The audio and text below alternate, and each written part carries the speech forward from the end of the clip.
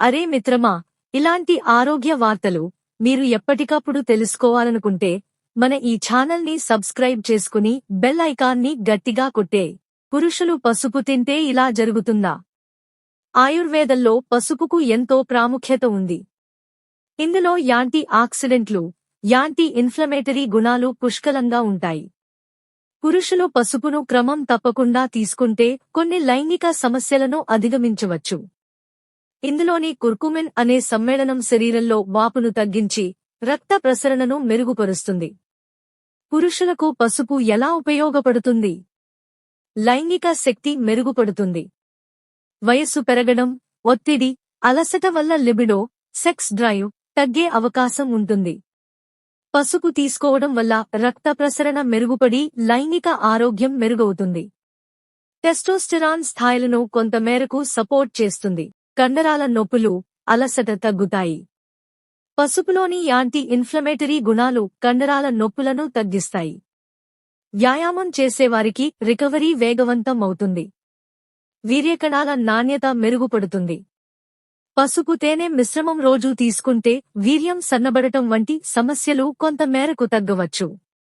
ఇది sperm count, మోటిలిటీని మెరుగుపరచడంలో సహాయపడుతుంది. ఎలా తీసుకోవాలి?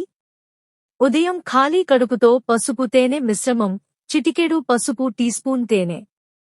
రాత్రి పడుకునే ముందు పసుపు పాలు, గోరువెచ్చని పాలలో చిటికెడు పసుపు కలిపి కూరలు, సాంబార్, రసాల్లో కలిపి రోజువారీ ఆహారంలో చేర్చుకోవచ్చు. జాగ్రత్తలు: పసుపు అతిగా తీసుకోకూడదు. రోజుకు చిటికెడు లేదా అర టీస్పూన్ చాలు.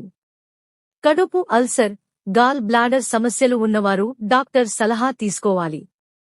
రక్తం గడ్డకట్టడానికి మందులు వాడేవారు జాగ్రత్తగా ఉండాలి. పసుపు రక్తం పలచగా చేసే గుణం ఉంది. పసుపు మంచిదే కాని ఒక్కటే ఆధారపడకుండా సమతుల్య ఆహారం, వ్యాయామం, మంచి నిద్ర కూడా అవసరం. పసుపు పురుషుల ఆరోగ్యానికి మంచి సపోర్ట్ ఇస్తుంది. కాని సరైన మోతాదులో, సరైన విధంగా తీసుకోవాలి. మీరు పసుపును ఏ విధంగా తీసుకుంటున్నారు?